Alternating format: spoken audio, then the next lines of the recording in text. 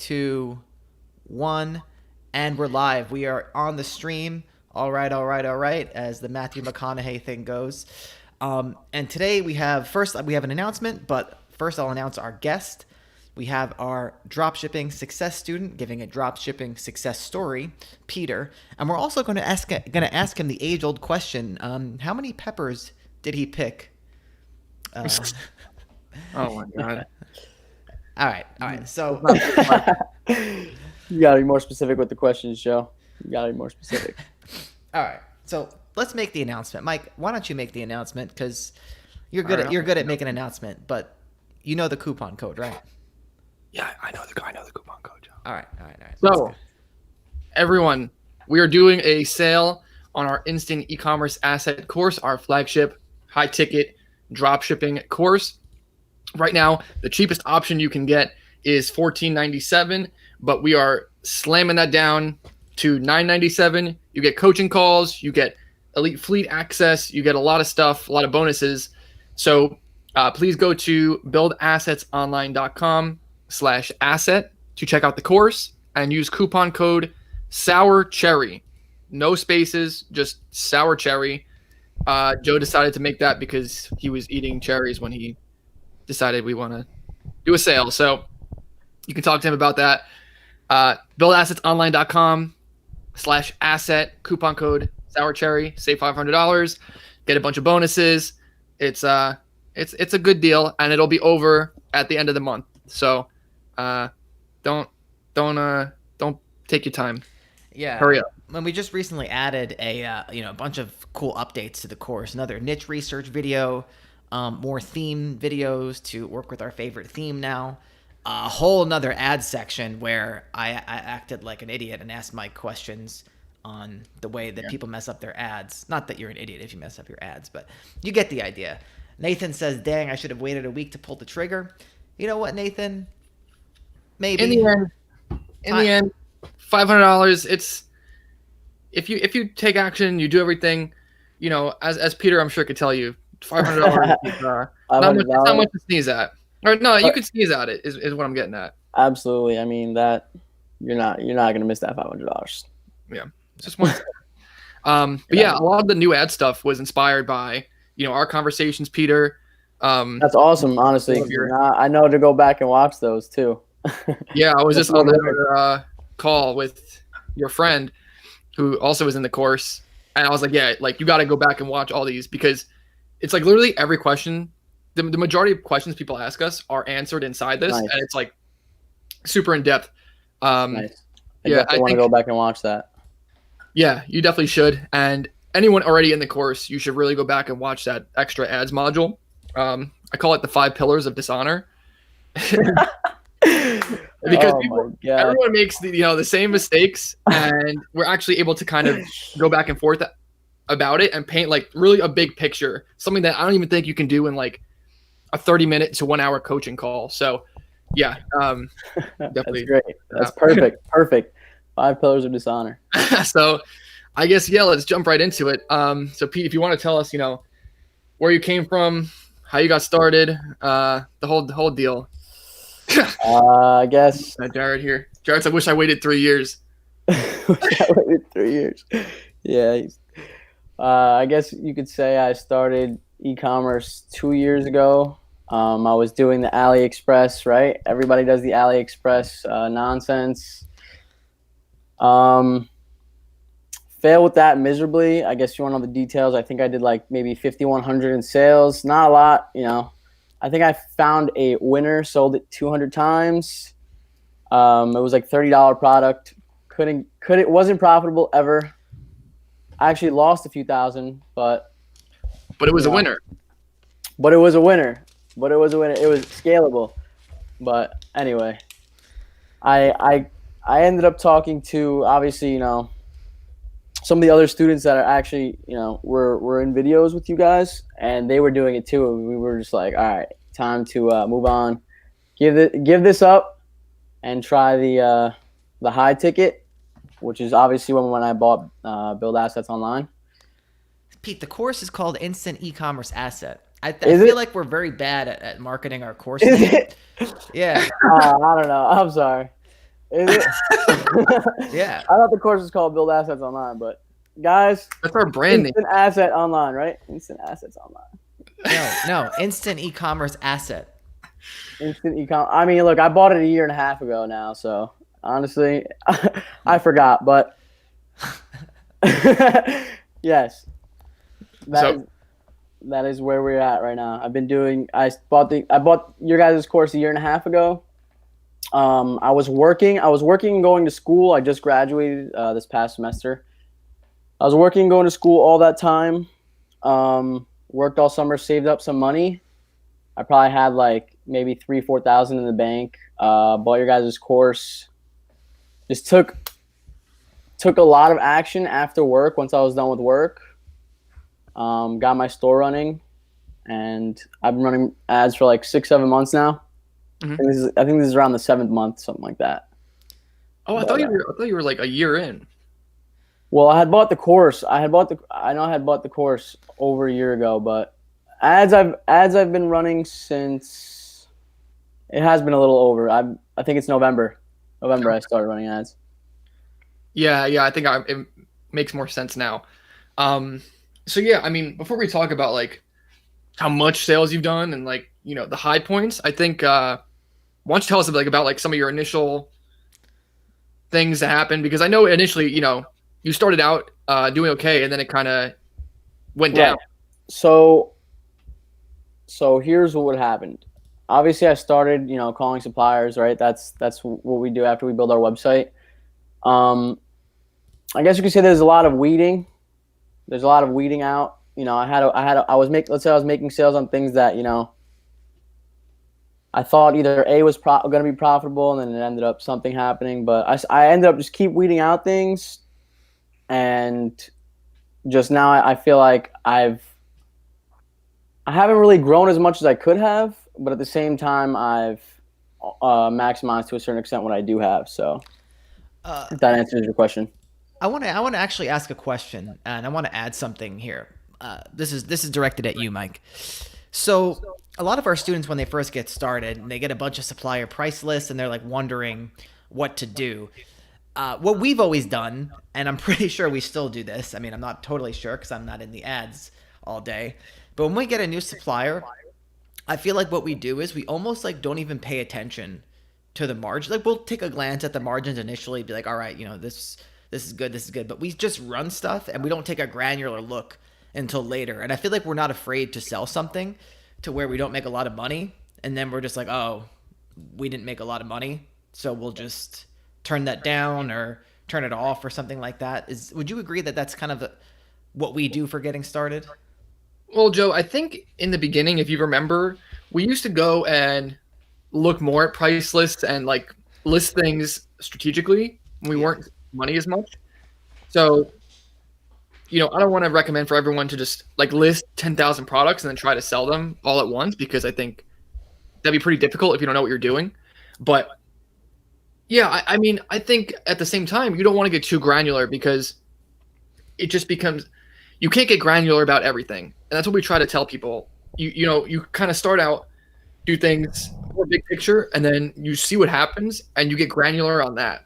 Because if you spend your time getting granular, I'm going to keep saying it, on stuff that like goes nowhere, then you've just wasted a lot of time. Yeah. So if you make a sale on something and you lose money, then just cancel the order. Exactly. Well, exactly. That happened to me a few times. You know, you just lose money, you just cancel the order. I know one person who, like, let's say there was like a freight charge. He ended up calling the customer back and saying, hey, like, it's a $80 freight charge. Like, obviously that's not really going to work all the time, but you know, at least the customer said okay and was like, all right, I'll still take the product. Yeah. But yeah, and that happens more often than you think, you know. But in the end, it's not like you're stuck having to fulfill this item. Like, so what? yeah, you know, exactly. Scenario, you have to cancel an order and a customer's pissed at you. Like, yeah, exactly. customers get pissed at you for anything. You can't really micromanage it. Yeah. Like someone literally, one of my employees like missed a live chat the other day, and then this woman called us, like left us like a nasty voicemail, left us a 1-star review because we missed a live chat, and she was actually asking about something. She was asking about a warranty, that's clearly stated on the product page. So you can't be worried about trying to please people all the time. But Yeah, for sure. I mean, that's just how some customers are, and it all just comes with it, right? I mean, I've had those people. Obviously, you probably had 20 times as much because you've been in it for so long. So it's like I definitely understand. It's like people happens all the time. yeah, at some point you just gotta like not even let it get to you. I mean, in the beginning, Yeah, you especially can't. when you're doing your own customer service, it kind of like you have an emotional reaction to it, and it kind of I gets know. nestles in there more. But Yeah, exactly. That's the thing. It's because it is personal, right? It's your yeah, business. It's your baby. So it is kind of personal, and it's just like it really. When you're drop shipping, it's not really. Most of the time, it's not in your hands, right? The product is yeah, never in your hands, so you really can't. You know, yeah, you you, can't get too. you can't even be responsible. But in a lot of ways, you are responsible because you sold the product. So it's like you're caught in between that. But it really it doesn't happen like. Things like that don't really even happen that often. So it's like I don't even like to think about them. Letting that stuff slow you down, like that's just, you can't be weak minded in that sense. Any business you have, you're gonna have unhappy customers. It's just how it Absolutely, works. absolutely. And quick persuasion tip. I think this is in the book Persuasion or Influence by Robert Cialdini, and he just talks about how anytime you want someone to do something, if you just add because at the end, no matter what the reason is, people are more inclined to do it just because you've given some sort of justification. So, like, for example, as you said, if something's supposed to be free shipping and all this, and then all of a sudden you're going to lose money if you do that, All right. you can just email the customer and say, hey, I know you bought free shipping, but because of your remote area or because, it's a residential, Right. Residential. we need to charge you for liftgate. And so as long as you can give a reason, even if it doesn't make sense to like a whole, to a Right. full extent, people, are still kind of Exactly. understanding and they'll do it. Exactly. And a lot of the time it does make sense. You got charged an extra shipping fee or extra whatever fee, and it's just like, unfortunately, It is what it is. you're either going to cancel the order and the customer's not going to get their product, or the customer can get their product and pay the difference. But that's it's as simple as that, really. Yeah, it is what it is. So to move on, have you ever had a month where you lost money in kind of that beginning phase?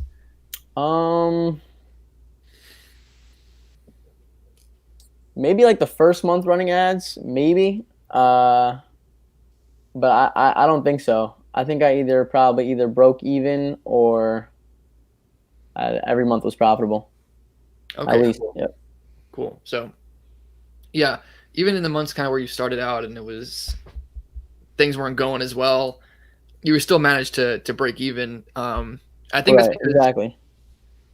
if I remember your store correctly, I mean, you kind of did for all the items you had that were probably bad. You still had some that you would make decent margin on, right? And so those were able to Yep. cover.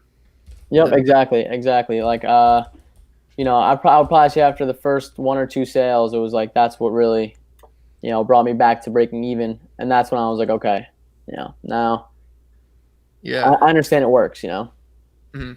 I remember when we first started doing it, it was like we would spend so little on ads per month that honestly, one or two sales could make up like 2 to 4 weeks of ad spend Mm-hmm. just because of that leverage that you have to make, say, $1,000 profit on a sale or even 500. Like if you're only spending $20 a day and you make $500 on a sale, you're kind of clear for 10 days to Exactly.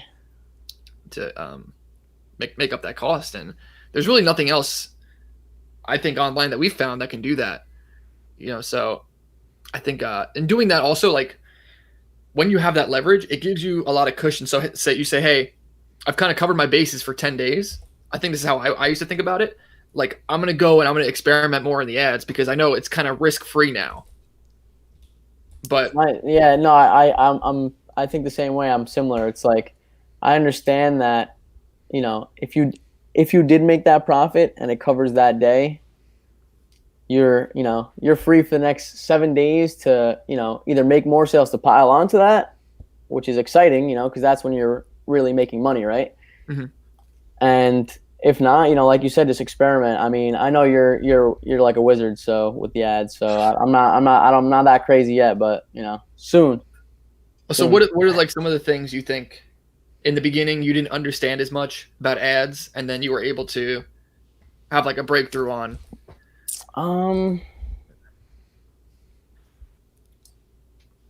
That's a tough question because honestly, like you don't even remember what it's like to be a beginner. But it's like when you've never seen the Google Ads platform before, it's just like it's just like what am I looking at? So it's like to ask you what I think I learned. I mean, dude, I learned everything. It's like you actually have to spend time on it to learn what everything means. It's like there's no one way to say, but I guess if it's one big thing, it's like understanding the importance of keywords, I guess, right? Like that's what Google is, but like it's just everything. I didn't know I used Facebook ads, right, with AliExpress. So with Google ads, it was not really the same at all, So Yeah, I guess you're right. There's so much that you don't even know that it's there, right? So it's like exactly. they have what do they call it? It's like the four layers of competence, right? You have like unconscious incompetence, so you don't even know that you're bad at something. Conscious incompetence, right? You know what it is, but you're still bad at it, right? And then, exactly. And when you think of it like let's say when I was taking your guys' course, right, and I was going through the modules, you think of it like a textbook, right? It's almost gibberish the first time around, but you kind of go back and read it a few times. Like when I was rewatching the videos, it's like there would be like one or two things that you guys would slip in that, like, honestly, I feel I can't name anything off the top of my head, but like there were things that like I would go back and I would watch and I was like, wow, I didn't realize the importance after either a call with you or like going back to watch it. I'm like, wow, I didn't realize the importance in one of the things that you guys had said until I had rewatched it. So I was like, okay, like, that just goes that I still don't know everything, but you guys still, for the most part, I mean, have gotten me to this point. Yeah, and that's something that so obviously I'm not in the ad accounts all the time, but I understand conceptually the strategies that we're using. And I recently set up a Google Ads account myself, and so I went through our course videos, and yeah, no, you're totally right about that. There could be things that you don't realize they're important until you're doing it, and maybe you miss it, and then yeah, you realize, oh wow, I should have done that. And that's exactly why we made the recent updates to our course to try and, because when you're like a master at something or like you're good at it, it's easy to have the curse of knowledge and say just do this, do this, do this, do this, do this, but you may not realize that the person glosses over a detail and doesn't realize that it's important. Exactly. Yeah. Yeah. No, because there's so many little things that go into it, and I think we've talked about this before, but I think people have like a natural inclination to just think they're naturally bad at things. But in reality, any person can get themselves up to, like a 50% level of competency just by sticking with something and like, going. It's painful to go through it again because I don't know, because you've heard it, I guess, but right. The more you go through it, it makes sense in different ways, especially when you start applying it. 100%. Even when you're going back and forth, like just looking at what you're doing, looking at what you're doing on your own AdSense, and then on your guys' course as well. Yeah. Or everything, every, even if you're building your store, everything, every aspect of it. I like to think of your guys, your guys course was definitely the A to Z guide for sure. Like I would say it had everything in between, but it's like, you have to learn every letter almost, it's like, and that's why I feel like it took me some people might think it's quick. I think it took me long to get to this point. I also think that I've been stagnant in some ways, like obviously you guys have another student, one of my friends, Mike was on the show. He's been seeing some tremendous growth too. And, that just goes to show me like the potential that this still has, you know what I'm saying? Mm-hmm. Yeah, now more than ever, I think a lot of people are seeing just a lot of growth in their stores because of, COVID, and people want to spend money, and they're not going to retail stores to spend it. So who knows how long this will carry on. But yeah, I don't know the stats or anything, but I think e-commerce is still like, it still has a lot of room to grow. So it's definitely not too late. How much did you spend on ads last month? Last month? Good question. I can check right now. Yeah, it doesn't have to be super Yep. accurate. Just pull it up. You know, like how much you spend a day or something. Well, while he's checking, we do have a question in the chat from Nathan. Okay. It says, "Is the Google Ads platform like 70% accurate with tracking conversions like Facebook?" Could be worse. Yeah, I would say it's worse for sure. It's definitely Especially worse. because. What were you gonna say, Pete? I would say it's worse for sure, just because a lot of customers call. Yeah. A lot of customers call, and then you close sales over the phone, and some of them just get lost in translation. So, I'm sure you guys know that too. I think we talked about that once, Mike, as well. Yeah.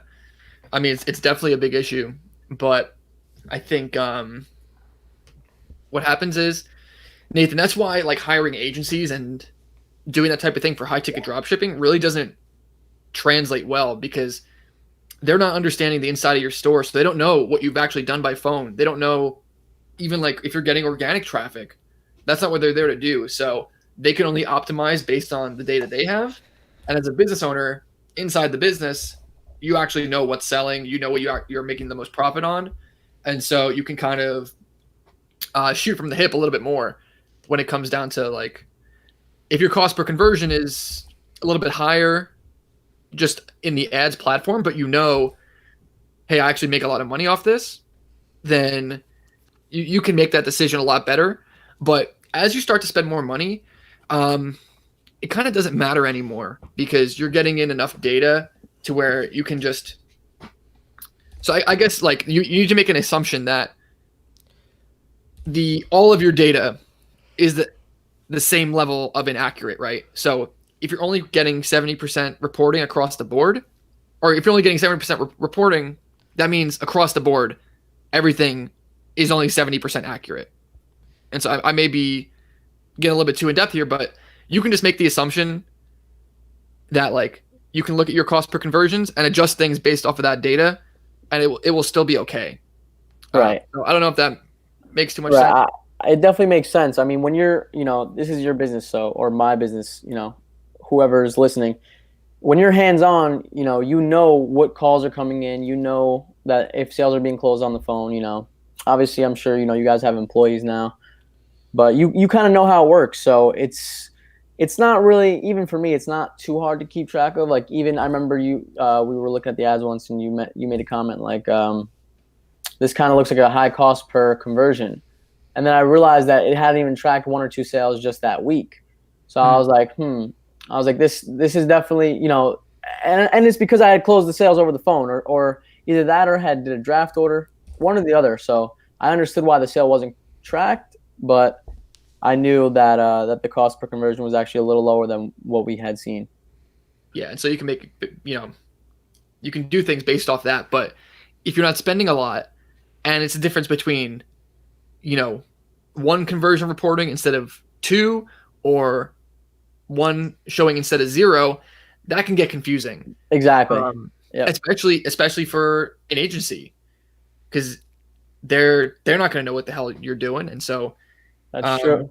Yeah, that's why we try to really teach you the strategies. We want you to like understand what's going on inside the account. Yep, that's true. Exactly, because especially if I even if I try to explain some of the things to you, it would be hard for you to understand, just because you're not behind my business screen. You know what I'm saying? So it's yeah. Yeah, for sure. So did you notice like your sales increase dramatically during the COVID season, or were things kind of going up before then? No, they definitely just got increased because of the COVID season.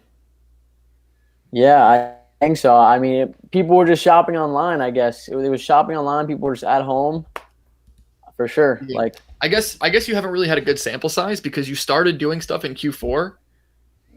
Yeah. Right? Sales are kind of up then, and then I know it's like weird, right? But I guess the timeline was weird. But yeah, I mean, it's crazy that it happened, but it did happen, right? People are just shopping online. It's just.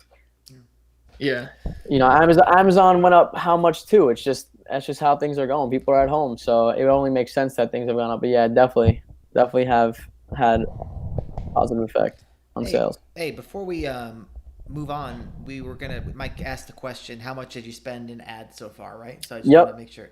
So I got it right here. I spent almost 2,500 in sales. Ads. 2,500 in ads. All time. As of when? Well, last month. You spent Yes. 2,500 in ads last month? Yep. What were your sales? 72,000. That's actually insane. Yeah. That's I'm looking at it right here last month. I'm pretty sure. I mean, I filtered it by last month, so yep. 30. That's like 30x return on ad spend. Yeah.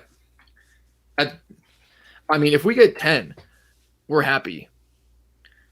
But I'd be very interested to see like how long you can keep those results, because what we found over time was that we would have some months like in the beginning, we're talking like 2017, 2018, we would spend that much, and sometimes we would have like crazy profits, and then other months we would be kind of teetering on the edge of breaking even or not.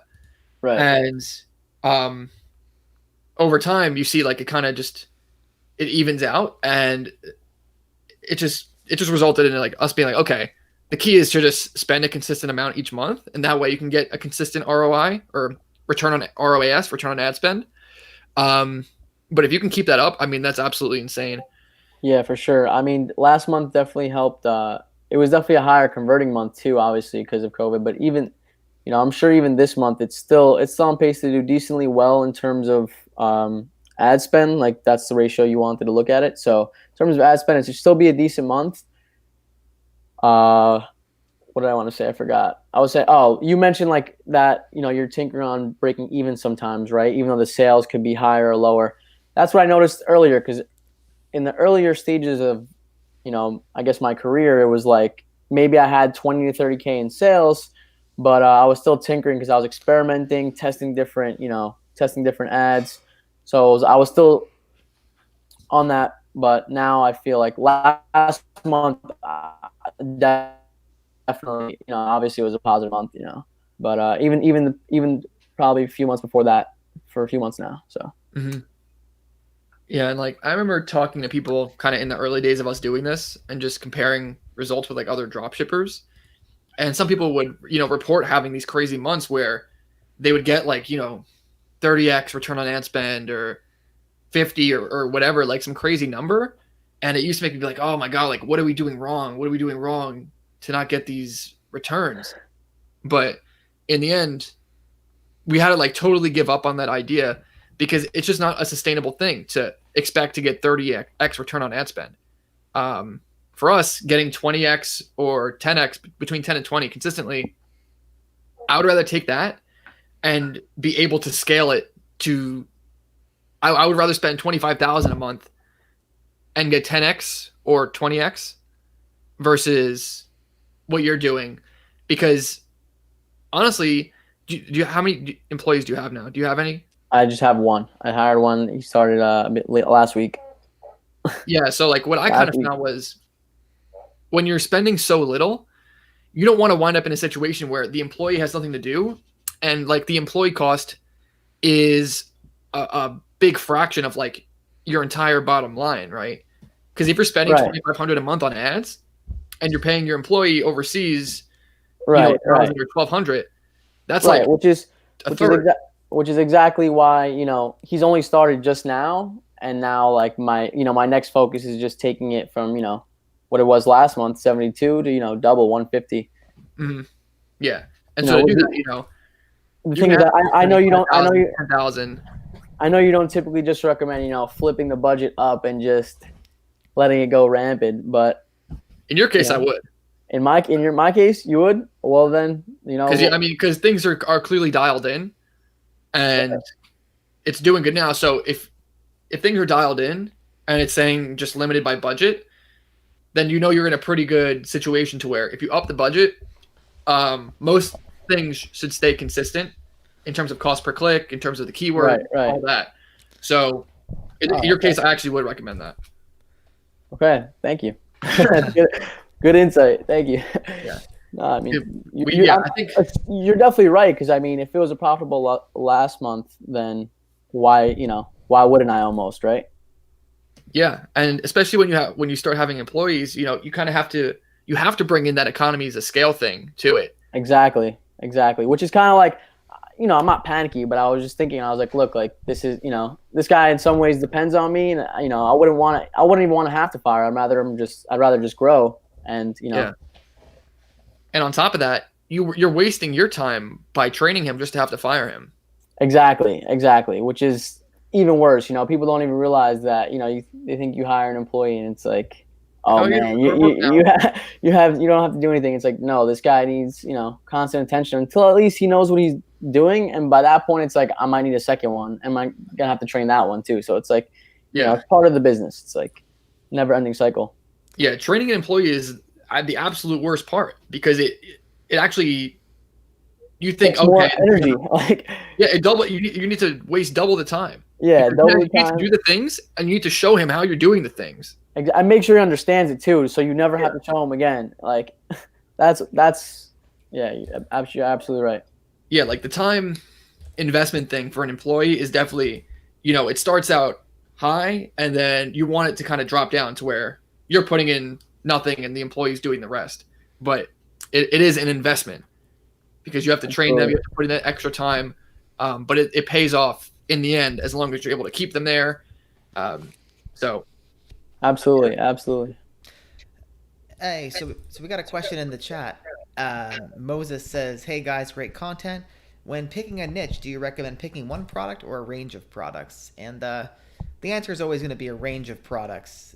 We talk about that. If you type in "build assets online niche" into YouTube, you'll see us kind of talking about that at length. Pete, I do want to talk to you a little bit about what's it called? The low ticket days. I saw this ad. This ad keeps popping up in my YouTube feed, and it's by someone named Noah Brewer, and it's so funny. He says the basic premise of the ad is that there are no e-com guides showing you going from 0 to whatever, scaling a store. So the whole premise of the ad is he's going to show you every step of the way. Have you heard of this guy, by the way? I honestly haven't, no. Okay, but the funny thing is that he shows a screenshot, like the proof screenshot or whatever, and in the screenshot, it's exactly what we talk about. It's how he scaled the store to 200,000, and then so it's up at the $200,000 mark in the first half of the screenshot, but then the second half of the screenshot is like very, very low. I can't like tell if it's like 0 or whatever. Right. So, it just goes off of that inconsistency thing that we always talk about with the low ticket game. He's flexing that? Yeah. He's flexing that he got it to 200K, and like he's going to show you how to do it. But at the bottom of the screenshot, like if you look at the screenshot, it's 200K and then like straight down to whatever. Yeah, I mean, I never heard of that guy, but I remember, I think you guys had another successful student on the show. I only watched a little bit of the video, but he was saying that he had done low ticket in 2018, and he had like 500K in sales, but like the profit margin ended up being like 3 or 4%, right? Something like that. I don't know. I'm not sure. Yeah. But I mean, it just goes to show that like you get hot maybe with a winner, like if you want to call it that, for a little bit. I understood it. If you're curious, all you got to do is do it once and understand that, like, yeah, you can make sales on Facebook and they're not profitable sales. The shipping times were ridiculous. Like, the customers obviously are so upset that their products are taking weeks. I'm sure now it's even longer. Like, even then I remember when I started, it went from 14 days to 21 days. Now it's probably like 2,000 days. I don't even want to know how long it's going to take. But yeah, especially now. It's just an awful business model in all its respects. Like, I really don't see a positive in it. I feel like I did learn a lot about myself when I did it. Like, I was grinding, editing videos about, like, I still have folders on my computer of just nonsense. Like, I've just made tacky videos, but like, even making the sales, I was happy about it, and then I would just look at the profit. I'm just like, my bank account's going down. It's like, why am I doing this to myself? Like, So you spent a lot of time making videos, like just editing videos, putting together videos, trying to show off the products. Is that kind of what the biggest time? That, because that's the ad copy. So it's like that's how you sell the product. And it's like, if you don't make those videos, you pay somebody, that eats at the profit too. It's just like, I mean, never ending mess, honestly. I'm sure people have found ways to make money from it. You know what I'm saying? I'm sure, obviously, People make money collecting glass bottles on the street. yeah, exactly. Maybe they made a few dollars, Yeah. but I don't Making know. money off something isn't necessarily a redeeming quality. Exactly. It's not. I think you found. I find it funny that you said like I found a winner, but you still made no money. Yeah, a winner. Because it's sold. Yeah, because it makes sense, right? Right, because theoretically how it works is, you don't just make one sale, you make a few sales, and then, like you said, you keep increasing the ad spend, or like, Yeah. you split the ad groups up. You do lookalikes. You change the copies, which is everything I was doing. I was creating lookalikes. I was making the trees of all the different copies. I was really doing everything, and it made more sales, but it ended up the conversions were just too high. $30 product, the profit was probably 50%, maybe $15.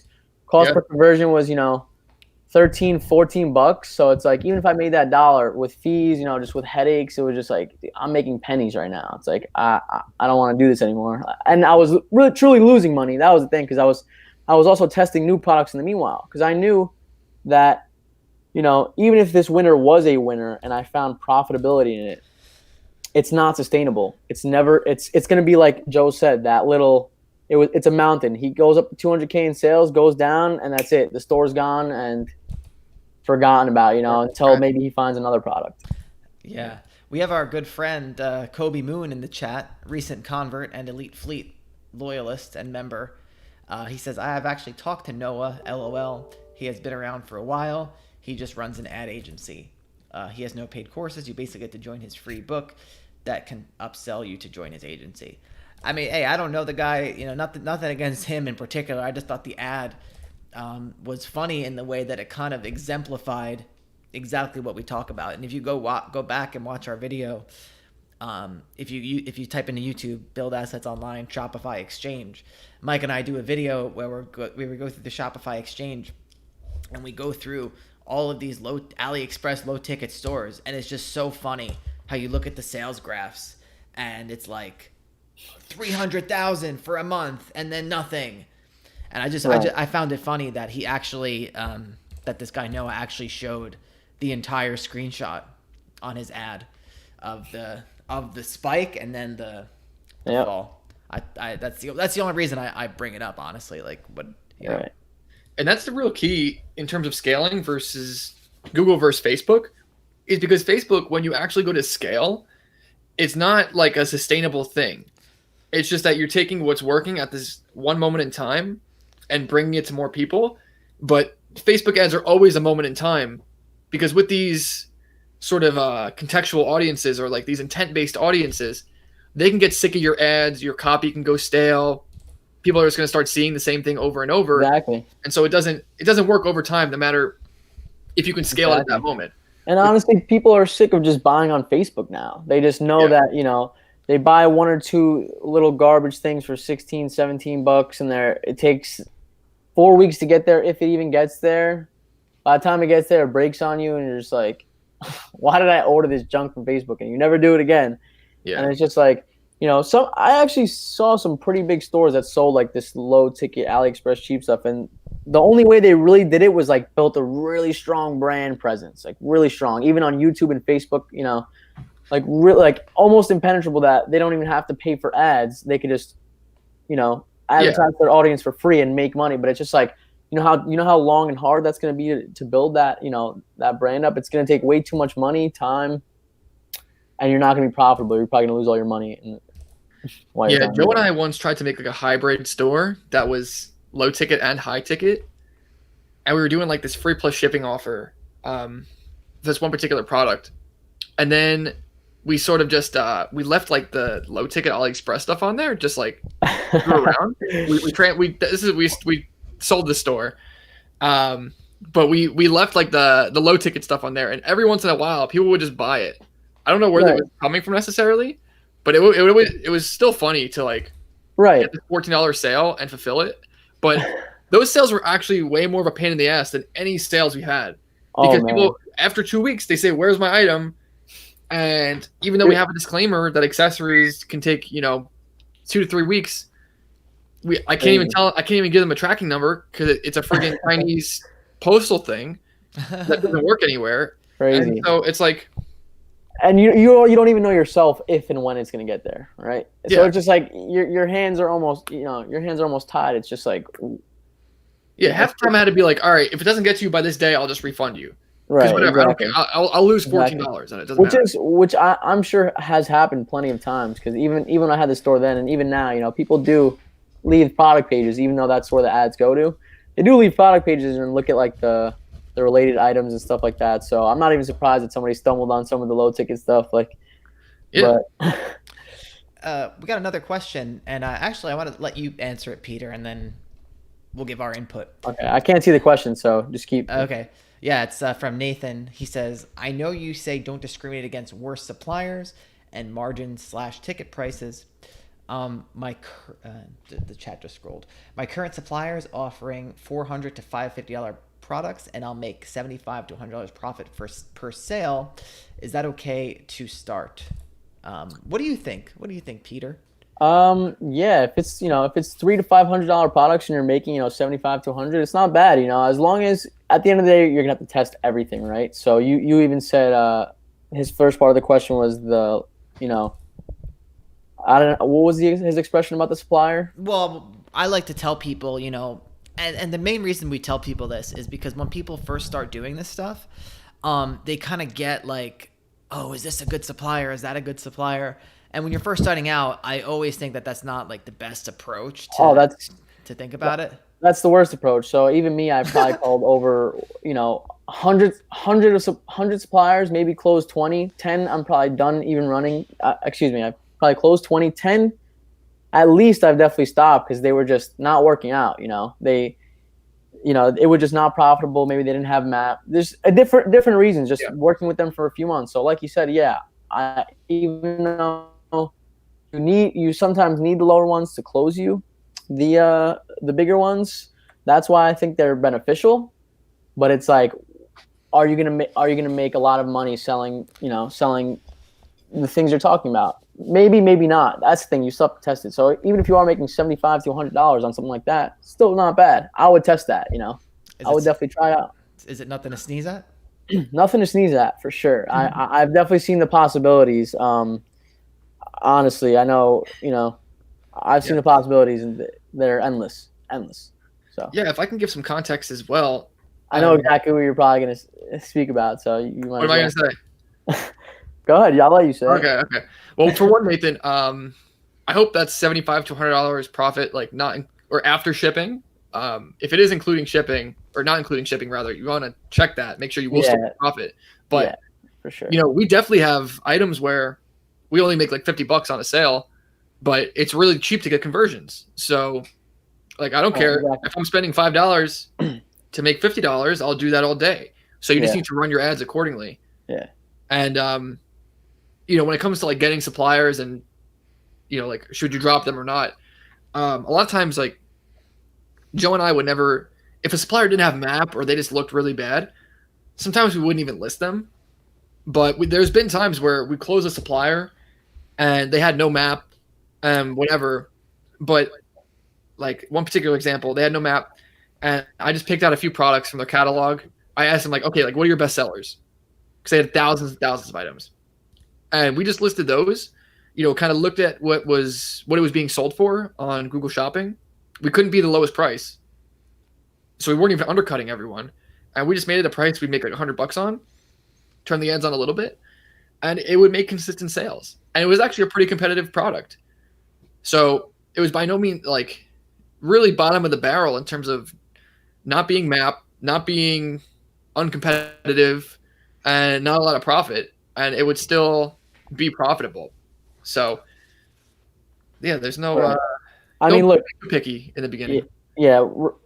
To go back on what you said about the shipping thing, if he's saying $75 to $100 profit, it better be profit, right?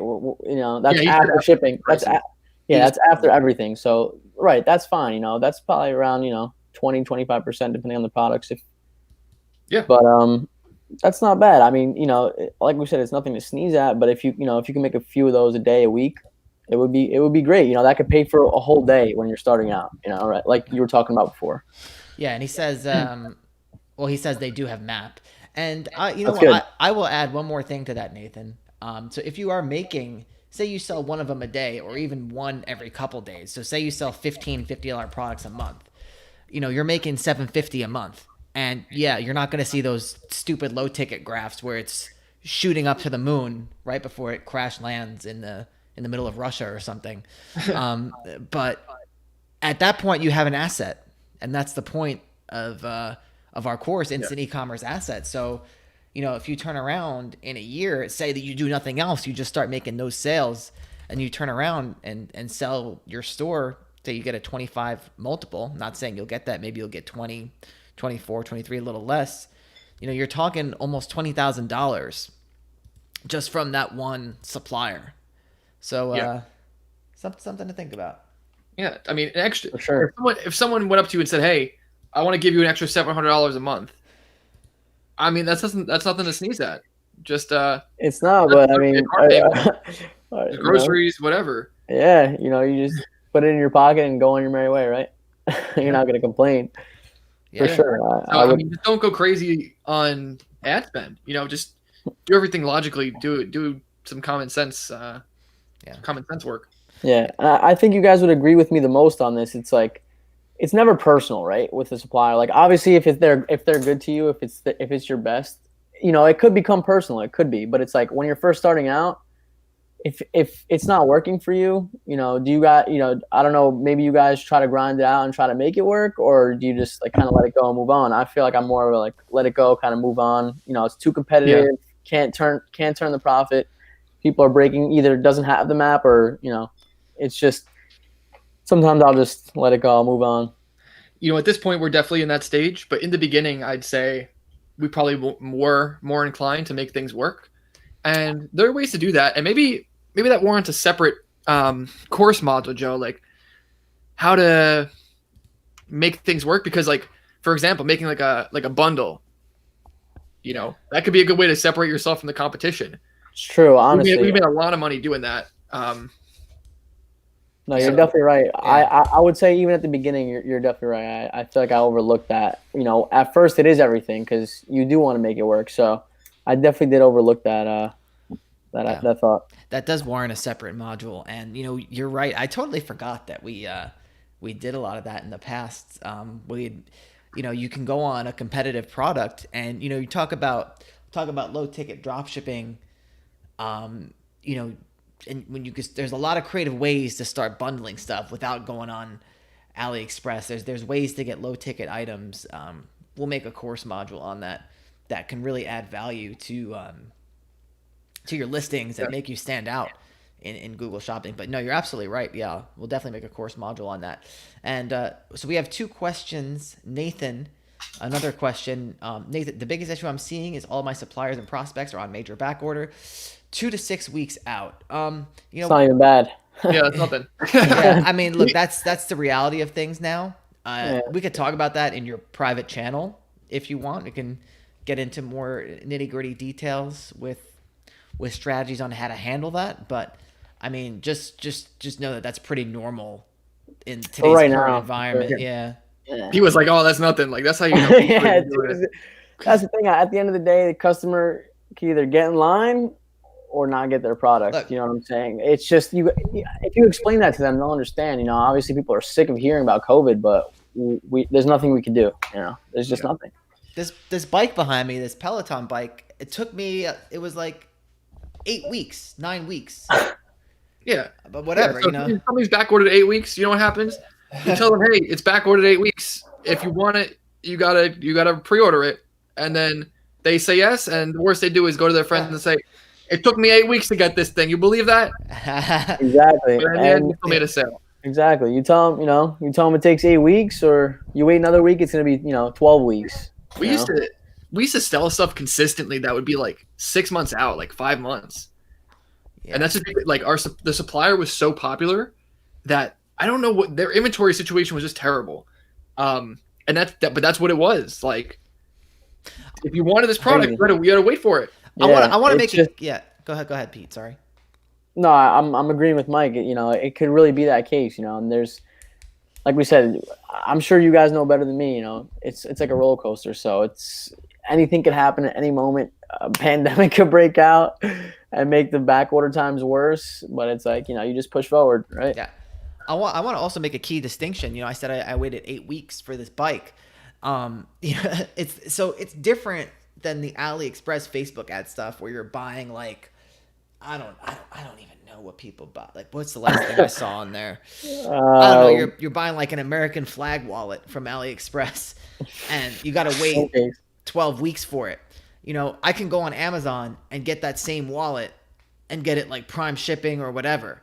Is this not the same situation? I'm not gonna like I can't go on on Amazon and order like this piece of equipment. Yep, So exactly. it's a totally different situation when an item is back ordered and a customer is waiting. In drop shipping the way we teach it versus the low ticket thing. It's you know customer like it's the anticipation for waiting is good. It's like when you make an impulse purchase on Facebook rather than like something like this where you're been wanting it for a while. You know, maybe it's like, oh yeah, I'm gonna spend the money. You know, if anything, it gets the anticipation even might add to it in a way. It's true. Is rather than the buyer's remorse where it's like, oh man, I can get this at Walmart. Why did I pay $40 for it from the Facebook ad? Yeah. From this random Facebook ad, right? Yeah, Is it even gonna get to me? Like, the difference is that like if they've already subscribed to the fact that they want this brand, this is the product they want with all these features, and so yeah, they have no choice really. And yeah, so Kobe asked, do you just manually go in and throw in back order time frames on every product page? You can do that, especially if it's excessive. I would definitely recommend, just some sort of disclaimer like that. It's available for pre-order, but it's going to be, 4 to 6 weeks until it ships. But what happens is people don't even read that. So you have to let them know, like through email or something. So yeah, you're 100% right on that. People don't read anything. Yeah, they really don't. yeah. I don't know if they just don't see it or they just ignore it, but it's true. And that's why like we try not tell people, oh, like you need to do all unique descriptions for everything and I'll do all this stuff, but you just need to get it up and see what sells. And then if you want to optimize what's already working, again, we talked about like going granular on stuff, right? You can't go granular on everything. People don't even care. People aren't even reading anything. So just throw stuff up, see what works, and then just kind of take it from there. It's true. Yeah. Nothing has to be perfect, right? Like, I remember, oh man, I was having so many problems. Even like one of the first weeks I tried running ads, I was just having, we're talking months ago, I was having just problems. My site, if you try to hit the menu bar, it would like, like a staticky TV.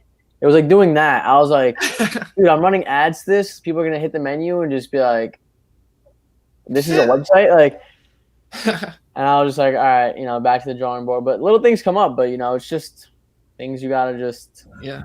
We have issues that like are there for weeks or months or something, but we don't even know about them.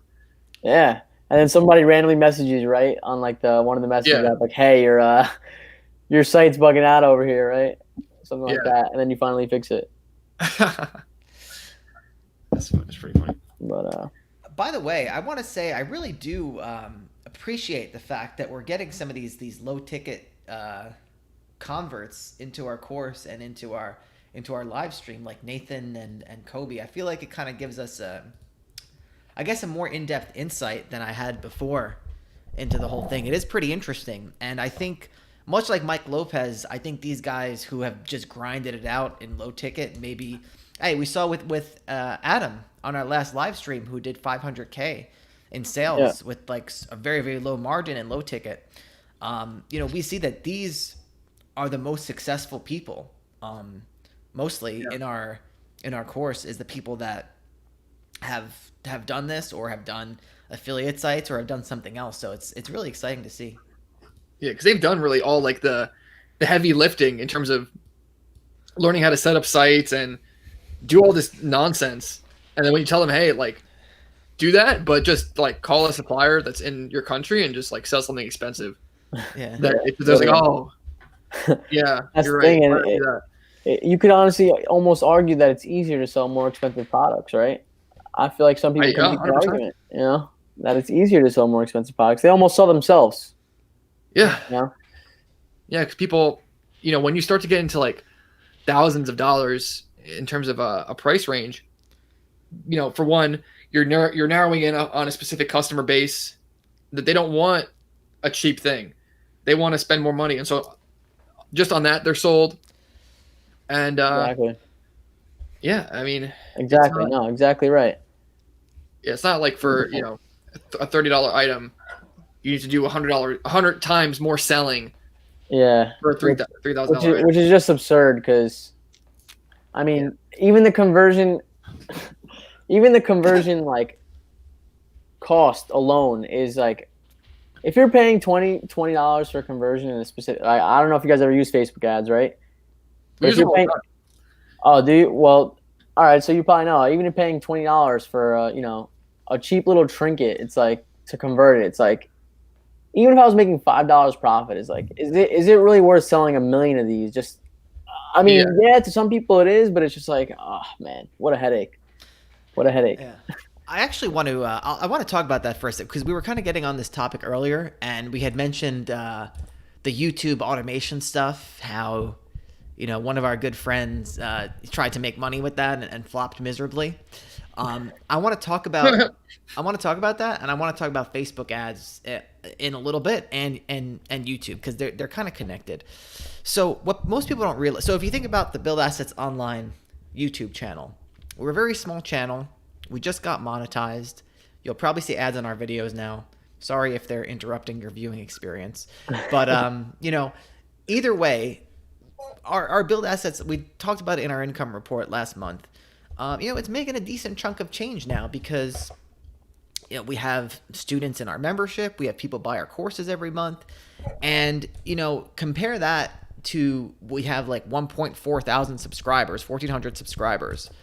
And, Nice. Compare that to trying to do the YouTube automation thing where you have to get millions and millions and millions of views to make any sort of decent amount of money. It's night and day. Like, all we got to do is attract a handful of the right people, and then they, if they like us, if they like what we have to say, they invest in our stuff. And the lifetime customer value of these people is high because usually they like our stuff. I mean, most people that bought, or most people that at least we communicate with who bought our dropshipping course liked it, so they bought our Kindle course. So the lifetime customer value is high. There's potential for partnerships down the line, which we're in the process of forming. We've already formed multiple partnerships from this endeavor. So yeah, compare that to trying to go make viral videos about, like, I don't know, like cats or something. Like, it's a night and day comparison. And the way, and now let's tie that back into Facebook ads. The way we use Facebook ads, we don't use Facebook ads for Build Assets Online, but we use it for Kindle publishing. And I was just actually checking the stats today on our Facebook ads, and the beautiful part about that is, we're not making high ticket sales when we're doing these Kindle publishing things. Most of the people get the book for free. Maybe if they get the book and they read through it, maybe we make, I don't know, anywhere from $3 to $10 on a whole book read, depending on the size of the book. But these people join our email list. They read our whole back catalog. So the lifetime value of the customer is high. And that's what you need to have in mind. Like, running Facebook ads is just one stupid product and hoping it goes viral without a long-term strategy, and the same with YouTube, is just stupid. I hope I made sense there, but there's a very important distinction. And I want to add another example to that. Add it. Anyone who's ever watched, Ezra Firestone's content and heard him talk about his e-commerce store and how he runs Facebook ads for those, he basically built his entire company off of Facebook ads, and he's selling women's cosmetics. And so the difference is, even though he's selling something that's like under $100 most of the time, for one, he didn't just try and do some stupid thing where he's just making all these viral videos, whatever. He's playing a long-term game. So I think like every woman over 55 in the US on Facebook has seen an ad from him that is like just a content piece. just something to gauge who's interested at like the basic free informational level and get them off Facebook onto the website. So now they're pixeled. And now you have this pool of people that, okay, I know they're interested in cosmetics. So now you can retarget them or do lookalike stuff off of them and sort of work them down the funnel over time. And then once they make a sale, it's a replenishable product. So the lifetime customer value is extremely high. So it's a totally different thing, even though on the front end, he may be selling this, a $50 product, just like an AliExpress person. His lifetime customer value is probably in the thousands, and he's going to get referrals. It's going to be it's a whole separate game. And get fly fishing also added, and his one-click upsell app. LOL. He does. Well, that's and he's taking those case studies and using them to sell entrepreneurs and business owners on his other software and his trainings and stuff like that. Yep. So well, for sure. I mean, Facebook ads is definitely great for like brand building and getting leads. 100%. It's definitely very good for finding, like you said, lifetime customers. But like when we're talking strictly selling like knickknacks, garbage. Knickknacks. Why? You're better off just spending money on building some brand. Private labeling, doing anything else. There's no reason to have a customer wait 8 weeks. Now the wait time is probably ridiculous, 3 to 5 weeks. I don't even want to know. It's like there's no reason to put a customer through that unless they're ordering, something huge that like actually needs that long to be manufactured almost. Not phone cases. Like, nobody wants to wait 5 weeks for a phone case. Like, yep. Yeah. For sure. I want to get to a question. Auki, sorry if I'm saying your name wrong. Auki Lowers says, "Hi guys, I was wondering if there's any tools you guys used for searching high ticket products. I'm aware of SEO research, but I can't help feel like there's some tool out there. Cheers." I don't use anything. You guys probably know better than me. I don't really, I kind of just dig, but I don't know. Maybe you guys have something. That's it. You kind of just got to dig. It's not too hard to dig. You don't got to come in there with the jackhammer, the caterpillar. You don't. Just a shovel. Just do a little digging, and you'll go a long way. Just a regular old shovel. Yeah. Inside our course, we go more in depth, but it's anything you need is manually findable. Yeah. So we got a lot of other stuff in the chat. Not really questions, so it's probably not worth reading, but a lot of our low ticket buddies talking amongst themselves. Is there a way I can see this? Yeah. Just go to the YouTube. You got to watch the YouTube. Just mute it though. That's all right. It's gonna make me lag or something. It's fine. Yeah. Don't do it. All right. I don't really have much else to add. Do you? I don't think so. Pete, you got anything? I don't have anything. If you guys have any other questions, I'd answer. But hold on, I do want to try something. So we just got monetized, and I've never done this before, so I apologize to the viewers. Actually, I don't apologize, but I have to stop apologizing.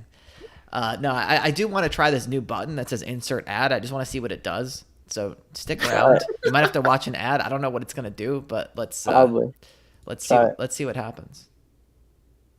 It's gonna be like Kevin Zhang or Dan Loke or something. You're gonna piss everyone off. Okay, it just said ad inserted, so I don't know. Like they're gonna hit with one right now. Yeah, it'll probably be a Dan Loke ad. 27 seconds and see what happens. I go to the YouTube right now. I don't know. But we're still live, so All right. Yeah, I don't know. I don't know what that did, but yeah, I don't know either. But we'll see. Yeah. Even if there is one running, it would just play back regular, right? Yeah. Let us know. Let us know in the chat if you saw an ad. I'm curious. I never used that button before. I want to see what happens. So yeah, we're gonna incorporate some Kevin Zhang. It was a Noah Brewer ad. I've been getting hit with his ads too. I saw some of you guys on YouTube too. They were good. We got a Noah Brewer ad. Did you? Wait. No, we got a Noah Brewer ad because we were talking about it. No, I think Get Fly Fishing was joking. When we said Dan Loke or something. Oh, okay. We We all got dro- dropshipping ads. I don't, I don't know. I don't know if anything actually happened because I'm watching too. I didn't see it. But all right. I get fly fishing is apparently saying a Noah Brewer ad did come up. I don't know if he's lying or not. It's possible. I mean, we did That'd be talk pretty about funny. it. So. Yeah. No. Yeah. No. That's all good stuff. That's all good stuff. So. I guess you want to wrap it up? Yeah. It was a long episode, right? Yeah. It was a good episode. Nothing much else. We'll see you guys. Do we have another episode planned? I mean, we'll be back this week. Should we do an outro? Us three? Yeah, we're gonna do it. I'm just kidding. Do you want to Do read? you want to do a little the? dance or something? A little dig? Nah, I'm good. I'll do a little jig for the audience here. I'm good. Do you Next wanna read- time. do you After know- when I break 100 through 6 figures in a month, I'll do a We'll jig. have you back on. You can do a little I'll do a jig. Irish jig.